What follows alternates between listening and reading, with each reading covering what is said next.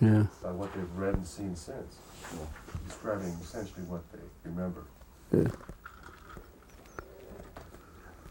It's just a nice part of the world. It really is. Yeah. Everybody's so helpful. Hang on now. Let's see how our Tinker Toys are all put together here. Have we got any kind of an audio level? Yeah, if you just want to give me a little bit of... Glenn, would you just say a couple things? Okay, first of all, the phone was ringing, right? Okay, the way I became involved in this was started out in the early afternoon, around probably 1:30 in the afternoon, and I received a telephone call from the mortuary officer out at the Walker Air Force Base, Army Airfield Base, and he was inquiring about what would be the smallest possible casket that we could get that would be hermetically sealed. And at that time, I know that we had used like the 4 feet and caskets. We had used those before, but I thought they also made them in a 3/6. So, he wanted to know if we had any in stock, and I said no, but if I can make a call to Amarillo, I can have them in, by 7 o'clock the next morning on the truck. So he said, I'll get back to you. And that was the first contact that I had with the base. And then what? Then he called back, probably 45 minutes or so later.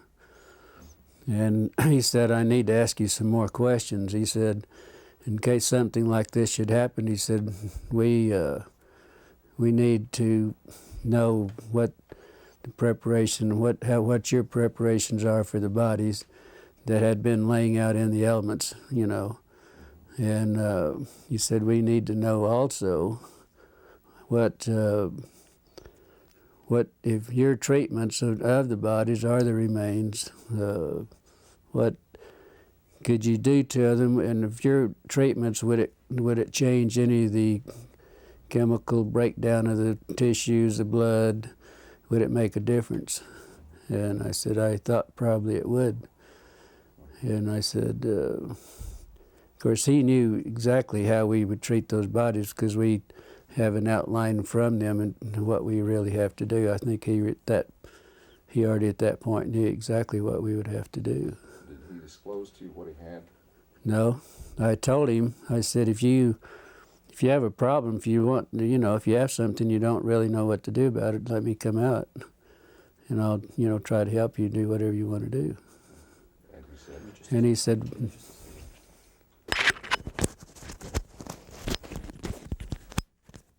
okay. And he said, no. He said, let's just back up just a minute there. Let's start again with, you were saying that you told him that you can come out and take care of what he had, right? Yeah. Why don't you pick it up from that point again? So, anyway, he said, well, we don't really have anything. He said, we're sitting here thinking in case we should get involved in something like this, what would be our preparation? What should we do? Then I went through. I said, do you really want to know how we would do it? Well, yes, we would like to know.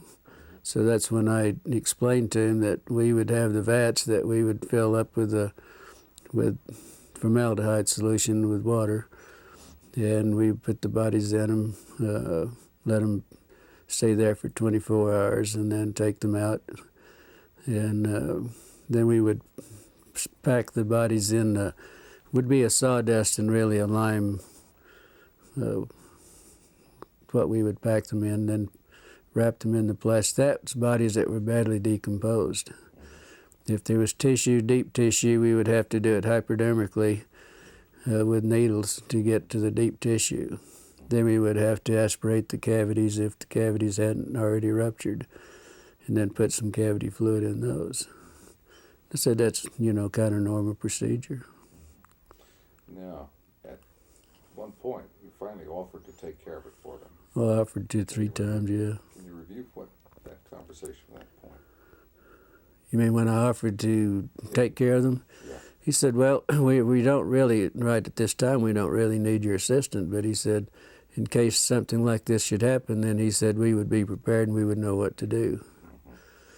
Then we got back onto the subject of maybe not damaging any of the chemicals, compounds or anything with the bodies, or tissues, whatever, because and they wanted, how would you pick bodies up like that, and what would you do not to contaminate any of it?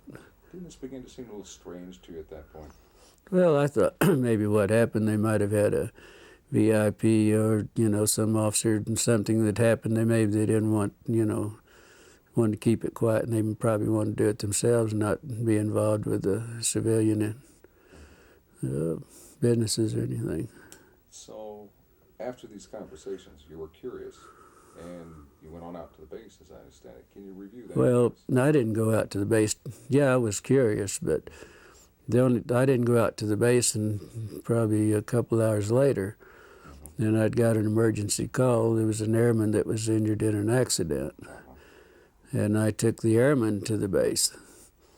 He rode in the ambulance with me, and I took him out to the emergency room, and that's the way I became really involved out the base.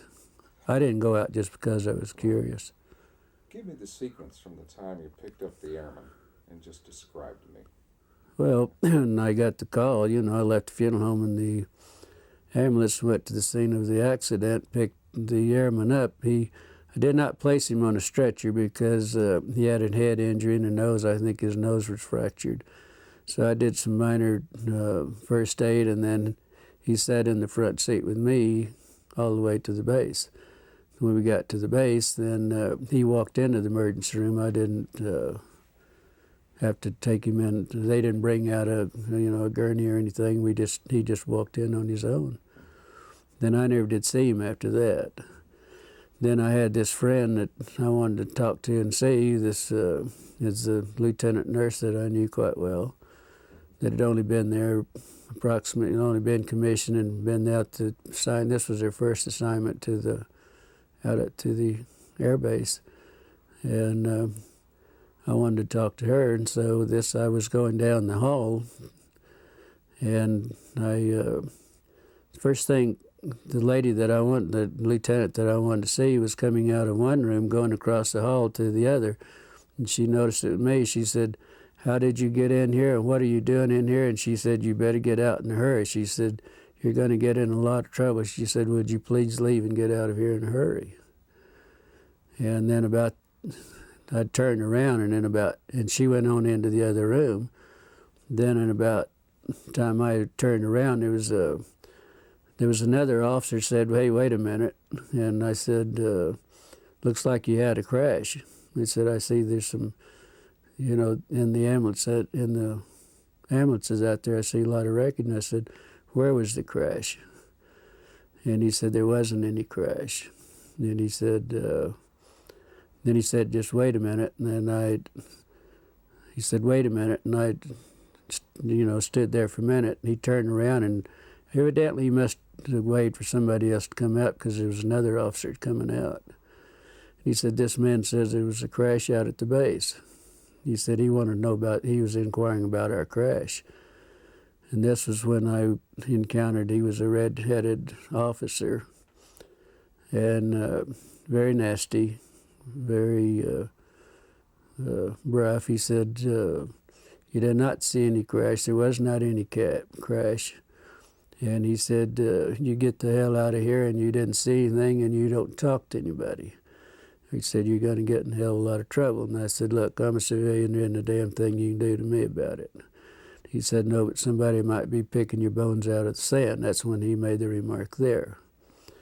Then there was a black sergeant that was standing beside him, and he said, "Yeah, but he would make better dog food for our dogs." Of course, I didn't understand that, but my father happened to be an old trapper and for a hobby and everything. And I said, "My father uses guys like you for bait in these coyote traps." And then there was two MPs that joined me right on, took me outside, and each holding me by my elbows, and they escorted me out back to the ambulance and followed me all the way back to the funeral home. Now, as you were entering the hospital, you saw something in 3 trucks. Yeah, because usually where I parked, there was 3 field ambulances parked in the area where I usually park, where we back up to the ramps. So I just pulled up to the side in front of those and parked out in the front, and the airman and I got out and walked in. So when I got up, went up the steps and up the ramp, and I was walking, going into the emergency room, I noticed that the doors were open, but what was odd about it, there was an MP standing beside each one of the vehicles in the back, just standing there. And the doors were open. Naturally, I was curious, and I just happened to look in. That's when I saw some debris that looked like parts of a plane or something that they hadn't had a crash. Because I've seen them do this a lot of times, bring in pieces in the old ambulances in. Can you describe the debris? Yeah, I noticed in 2 of the ambulances there was some debris that was probably 2.5 to 3 feet, long and probably high, that was propped up on the side of the ambulance there. They were kind of in the shape of maybe like a half a canoe. They were like the front part of a canoe. And, it looked like it might be aluminum, but it looked more like the metal looked more like stainless steel that had been heated. It was blue, kind of a bluish tint to it. But what was odd about it, it looked like around the curved part in the front of the canoe, there was some designs or something. It kind of reminded me of maybe some Egyptian signs or whatever. And it was probably about 3 inches in high, and probably the length of what the wreckage I saw, it looked like it was the length. And the same thing was in the other ambulance too. I mean, I saw practically the same thing. The pieces that were practically the same size, and the insignias looked like whatever that might be was part of the wreckage. How did your friend feel about what she saw? Well, I didn't know really until the next day. And I called out. I kept trying to get a hold of her because naturally I was curious and I wanted to know what was going on. And so I called out the next day, and then probably around 11:30, she said, "I know you've been trying to get a hold of me, but I haven't been available." And she said, "Why don't you meet me at the officers club? If you have time, meet at the officers club, and we'll have lunch. And I want to talk to you." And the funeral home we had at that time, we had some of the businesses there had an associate membership to the officers club, and our funeral home had that membership, and also had a card to identify myself and what business that I was associated with. So I had no problem. One time I'd go to base, all I had to do, a lot of times if it was in the evening, I'd have to stop and sign a visitor's and get a visitor's pass and then turn it in when I left. But it was no problem going out there. So I went on out and met her. Beg your pardon? Tell me about lunch. Well, we, both ordered. I'm not sure, remember what we ordered, but it was just a light lunch. But she was so upset. She looked like she was, in shock, is what she really talked like and looked like. And she said, I said, well, I was just curious. The only reason I want to talk to you was curious on what happened. And she said, well, you won't believe it. And she says, I don't believe it either. But she said, I got in a lot of trouble on this thing. I'm not real sure about this. But she said, then she pulled out of a little purse or little pocketbook, whatever she had there. She gave me a little diagram that she had drawn some figures of some arms and face and so on. She told me that this is what was in those, that it was a crash. It wasn't an airplane, but they didn't know what it was at that time. These were bodies. Yeah, but she said we have 3 bodies. There was 3 bodies. She said 2 of them were very mutilated. One looked like it might have walked out, or that it, might have lived a little while. and she explained they were like 3.5 feet to 4 feet tall. The two of the bodies were you couldn't identify much because they were practically destroyed, and it looked like maybe that they might have been a predatory animal or something might have been doing some damage on the bodies too. How did she describe their head and their hands?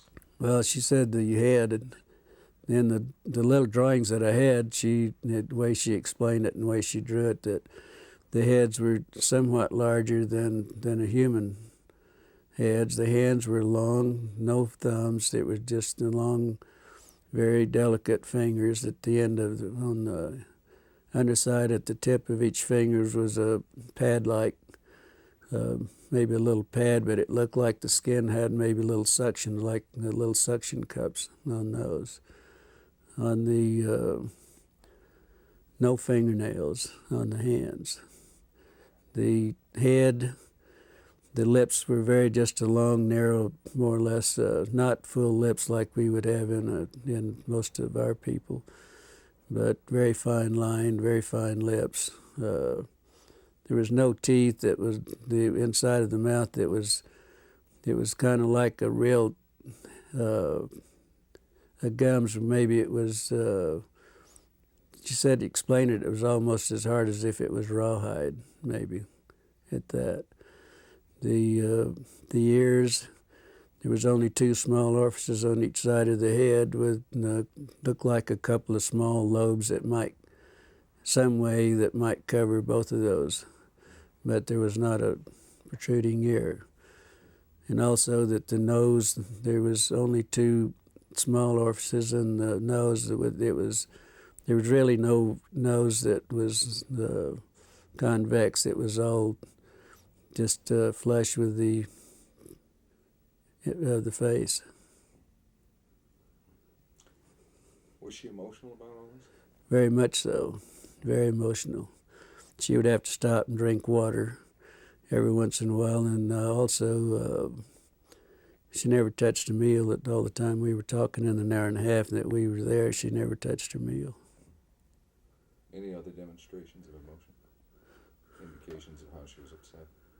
Well, just, every once in a while she'd go like this, and wringing her hands, and she said it was the most I've never been so horrified in my life. I've never seen anything so gruesome in my life. I've never smelt anything that smelt worse in my life. And she told me that when I saw her, she was leaving the room to go to the bathroom because she was deathly ill and was going to throw up. Did she recognize any of the doctors by the examining the body? She told me, she said, I asked her that question, which of the doctors, and she said, I don't know that I knew them, and that was her answer. So, but she said she walked in the room and they said, hey, we need you, you need to help us. And that was the way she became involved in it. And then she got ill. The doctors also became very ill. They would have to do a little examination, then they'd have to leave and go sit down, and then they would come back and do a little bit more. It was that bad. After your conversation with her at lunch, can you describe what happened next? How you were unable to see her again, and how you learned the... Well, yeah, we'd visited a while, and then I had to get back to the funeral home, go back to work, but then I never did see her after that. And I called out the next day to see how she was feeling, see what, and they told me that she wasn't available. Then I wouldn't be available that day. I called the next day, and they told me that she'd been transferred. And it was rather odd because she'd only been at the base less than 3 months. That was her, on commission less than 3 months, and that was her first assignment. So it was rather odd that she would be transferred out, within 3 months. So later on, you attempted it. I guess you got a letter. Then about 2 weeks, probably 2 weeks, at least 2 weeks. Could have been a little longer, but I know it was at least 2 weeks. I got a letter addressed to me at Glendennis at the Ballard Funeral Home. With she didn't sign. It didn't have any returned address or anything on it. But inside of the letter, There was just a note. She said, I don't have time to write. I will write later. This is my APO number. And that was the extent of it. So then I wrote back to her and asked her more or less how she was feeling and why the sudden transfer, and then I hoped that she wasn't in any trouble. It was just a short note. I really didn't go into a lot of detail or anything. Then probably 3 weeks or probably a month after that, then I got the letter that I had mailed to her. It was returned. It was stamped return, and also it's in red printing it said deceased, and that's the last time I ever heard anything about it. Then, then I went out to the base a few days later, and I was talking to one of the nurses, and I said, whatever happened to the lieutenant? And she said, well, the rumor is that we heard that she was killed with 5 other nurses in a training mission in a plane crash. And that was it. No indication where? Well, it was in London, England. She said in the note that she sent me that she was in London, stationed in London. And that was it. That's the last time I ever heard. Do you believe that she's dead? No, I don't think so. After all that's happening and after, threatening me and everything, I doubt very seriously that she was. I would hope not. What would you like to say to her if she happened to see this? Well, if she happened to see it, if she feels like if she wants to talk, if she feels like I would like to hear from her, yes. See what's been going on in her life and why she wasn't able to contact me. If she, feels like it.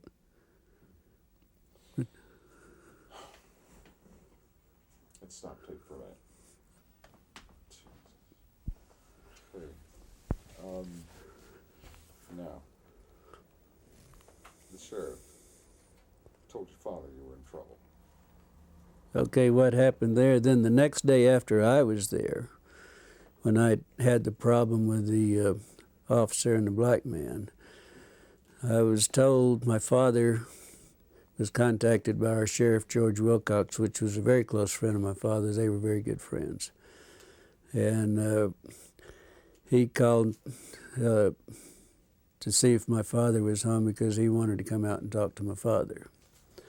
And he did so, and he told my father that there was a black sergeant from the base that came to his office, was inquiring about who my parents were, my mother and my father, if I had any brothers or sisters, and all, wanting to know what my personal family, who they were and where they were. George said that he knew I had some family, but he didn't know, where they were or anything else. So anyway, he told my father that he did contact my father, and he told my father that he thought I might be in some trouble. And but they evidently didn't explain why I was in trouble. So, first thing my father did was get in his car and come to the funeral home. He said we had to talk because he and I were very close. We were real good friends. The best friend I ever had was my father. He said, I've got to talk. He said, if you're in trouble, he said, we've got to do something about it. And I said, I'm not in trouble. He said, well, you are. He said, George Wilcox told me that you were in a lot of trouble and that you got involved in something that you had no business getting involved in and that you could be in a lot of trouble. And I said, so I told my father the story, and he's the only man that I've ever told this story to until I talked to Stan Friedman and to you people, and that's it, period. And I did tell my father what the story was. Of course, it was, it was unbelievable for him. But then he became very upset, and he wanted to go shoot a few people and all that because they did threaten my life, and, and they, so that was the way my father heard about it, and that was the extent of my family. And he never would tell him who my brother, and I had a brother that was a fighter pilot during that time, and I had 3 sisters, and one of them was a nurse. But he would never tell him anything, and so he didn't tell the sheriff or anybody else because the sheriff was supposed to call him back and give him the names and where they were at, and he wouldn't do it. Let's get back to your friend. Did she express an opinion as to what she thought these beings were? Did she think they came with the? Well, The the only remark that she ever made was that they definitely weren't humans as we know humans, but they could be from another planet. Or the doctors were explaining this, that they couldn't be from our planet. They had to be an alien, or had to be something else, but not in our planet. She had a phrase she used to describe how they looked to her. You remember that? You were telling me, like little black Chinamen. Well, she said that.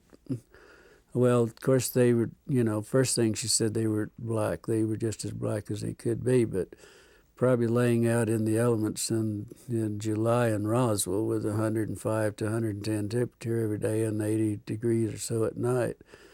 I mean, that wouldn't be uncommon, because we picked up a lot of sheep herders of people that have been found dead that's laying in the desert, for days and bitten by rattlesnakes or whatever. And they do turn, as black as they can.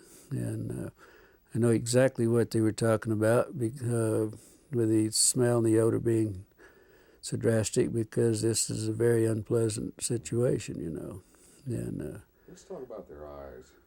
How did she describe their eyes? Well, she said that, of course, their eyes were set back into the skull. Oh, and it was I thought it was interesting also that she said their skulls, the doctor said their skull bone structure wasn't like ours. It wasn't actually a bone. It was probably a real heavy cartilage. It looked more or less like a newborn baby. The skull was very pliable. You could mash on the skull and it would, it would give. And so the bone structure, bones not like our bones. It was our skull and everything. What about the bones in the hands and arms? He said very fine, very delicate. The arm bones, like the radial and the elbow and in the arm, that was so fine that he doubted if they could lift. She said they doubt if anyone at that size and the arms at that could lift 50 pounds on the earth or anywhere else. They doubted they had that strength. But she said the one that hadn't been mutilated to a great extent, it reminded him of a real small ancient Chinese person, no hair at all, and very, very delicate skin. In fact, he said the skin would look like they could almost see through it, almost transparent. Why don't you give me a paragraph on the ears and the nostrils? Well, the ears, like I think I stated to you, that the ears, there was a couple of small orifices, one on top of the other, with two little lobe flaps, one over the other. They didn't really know if they had any significance, how they worked or what. They didn't go into that. The nose was only a couple of very small orifices, holes right there, just above the lip line. But it had, there wasn't anything covering it. And it was just like two small indentations there, and that was it. Said it was very unusual. Does anyone else, Don, Phil, do you have anything that you think You're talking about the hands. The hands. Yeah. Describe the hands. The hands, well, there was one hand. There was one hand that evidently wasn't attached to the arm. And she said that where she got sick and left the room was that this doctor had the long forceps and picked the hand up and turned it over. And that's when they noticed that there wasn't any thumb. None of the bodies had any thumbs or anything. They were just long, very fine, very delicate fingers, no fingernails. But right at the tip of each finger, it looked like there was a pad. And in this pad, it looked like it might have had very small they were like little suction cups, very minute suction cups. The doctors, that's the way he explained it, that was looking at it. Let's have tapes right now. Okay. We need to get the arm as well. Okay, yes, the Which arm. goes with that. We need to go about the arm. Really? In the magazine we publish, and with the pads at the tips of the fingers. Maybe you can get it. Can you get a copy of them? I can send you a copy, I'd be happy to. It's amazing. all fits together. That's And the they thing. would It not just have fits known together. about Obviously, they wouldn't know about your information. Yeah, well, see, I've never vice versa. I've never discussed this with anyone. My father was the only person I really ever discussed this. I didn't discuss it at the funeral home or anything else. I never discussed it with any of my family, period. I never have until I met Stan Freeman 2 years ago. It's the first time I ever discussed it. Would you have an interest in some dubs of testimony that we get from other people here? I'd be happy to. Well, I'd send love it you. to, yeah, but I'd love to. I'd like to have a tape of mine also, if you, Sure, you know, absolutely. Of course you we can know. do that. Maybe we can send you two, one for each hand. Or My, something. my daughter said if, I want a tape of this and I want to keep it, and I want it in the family, but. We'll make you up. Yeah, I would love to, whatever, if you guys feel comfortable, I'd love to, have some tapes of whatever, Absolutely. I We've would. got quite a few that we could probably run off. What you have VHS or Beta machine? Tape? I'll see to it that we get some dubs of other people's interviews. I just go to Kmart or wherever and buy the. I think we have the tape going now. Why don't we start with the thing? How they Well, do this? we talked about the hand, so for continuity, it might be good to go to the Oh, arms. this will all be edited anyway, but we can start wherever you like. You want to go with let's start with the arms, okay? Anytime. Oh, forget the camera. Seeing if he was ready. It's not there. Yeah, It's not there. that's all right. But you were asking me to describe the arms, and this was another thing that the lieutenant brought out, that it was very the difference between theirs and ours, that from the wrist to the first joint here, that it was probably 1.5 times longer than the top part up here. It was very odd looking. It was very odd, she said. And the very small arms, very small. Bone structure? Bone structure. Of course, I asked her about the bones because we were talking about the wrist bones and everything, and she said it was very similar to ours, but the bones were so small that their bones probably wasn't in the arms wasn't any larger than my finger. Wow. So Heavens. Okay, now give me 2 or 3 sentences on how they were dressed. If they were dressed. we never mentioned it, Is that never talked about the dress. Did she say anything about sex, or was she able to determine? She said she really never. She was so sick and everything that never even entered her mind. So that was it. I guess not. No way to determine the sex of the beings then. Well, it wasn't discussed with her. It probably was, but she, like she said, I was so ill and so horrified that I don't. She said. She sat up all night, and she knew I was going to be real concerned. Knew I was going to be on what happened. She knew that I got in trouble probably, and she drew that. She sat up and made little notes on the back of these little prescription pads, and that's what she had her notes made out, and that's what we discussed, particularly what she had. I was very interested in that you had kept so many records of the incident and pertaining to everything that you knew regarding the UFO correction, and you kept them in the there at Ballard's, and then later they disappeared. Yeah. Could you give us a Well, sense of that? I was really in charge of all the military contracts. I did all the bids and everything, and really took care of all the contracts myself. And that was one of my duties at the funeral home, to take care of the military.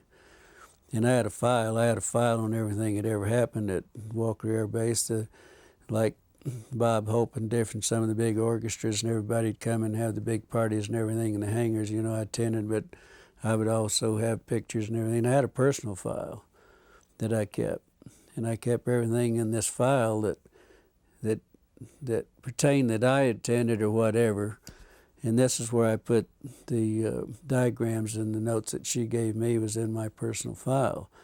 Well, then the Ballard Funeral Home sold at a later date, several years later, that it sold. And the people that bought the funeral home, these were files they were the old files that they kept in the basement down in the furnace room.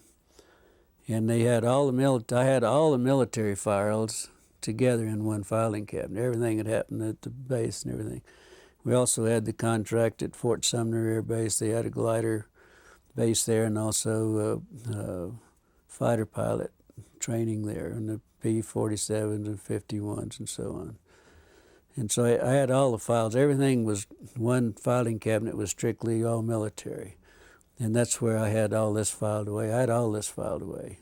I even had the newspaper that Walter Haught, the headlines and all this.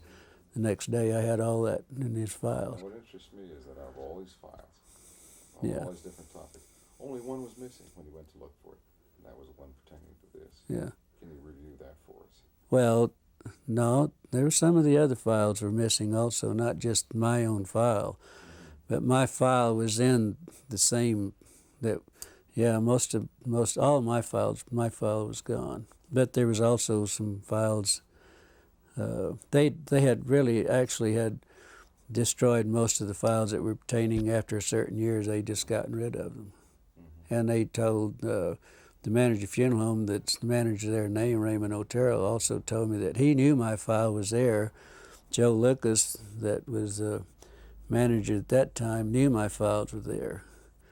And he and I'd had some personal problems, and he said, get rid of his damn files. We don't want anything that remind us of him. And that's where the files went, really. There was some discussion about how to preserve the bodies, Right. dry ice and that sort of thing, and you kind of addressed Oh, well, where they got the ice and things. Okay, then the mortuary officer, what would you do if you had to ship one out? And but you couldn't do anything to it. I mean, that you couldn't, do any treatments or anything. What would you do? I said the only thing you could do that I would suggest, that first thing, if you have a problem, don't want to destroy any of the tissue, any blood cells, anything that you don't want to destroy, I would suggest that you contact a pathologist. And I said, I'm sure the Army Airfield, somebody's got some pathologists around. I didn't know that they had one in Roswell, but I said, if I were you, I'd call a pathologist and ask him how he would like to have it done, or whatever you're going to do, or whatever it is. You better do what the pathologist, because he's the one that's going to do the autopsy and make the reports. But I said, the only thing I know you could do is just go to Clarity's Dairy or Sunset Creamery, we had two at the time, and buy all the dry ice you can and pack them in dry ice, if that's possible. And that's what I suggest that they do. Excuse me, Glenn, you're hitting my mic with your Oh, thumb. sorry about that. It's all right. I've done it at least 8 times I already know it's this not week. personal. I just- No. Okay, what do you think? I think as a suggestion, you might want to do that part again if you think you'd like to use it, because The dry ice? you probably hit it just a few times. And it might Oh, sorry about that. Isn't this picky business? Glenn Dennis, take 2, Clarity Yeah. Dairy. All right, let's go back and go over the dry ice then again. Well, okay. What I suggested that to the mortuary officer, I suggested this to the mortuary officer and we discussed this probably for 20 minutes or better on the telephone. And I kept telling him, hey, if you have a problem, if you got something out there, if you need our services, we have the contract, I would be glad to come out and help you take care of it. And he said, no, this is for future. Kept always referring this was for future use in case we did have something.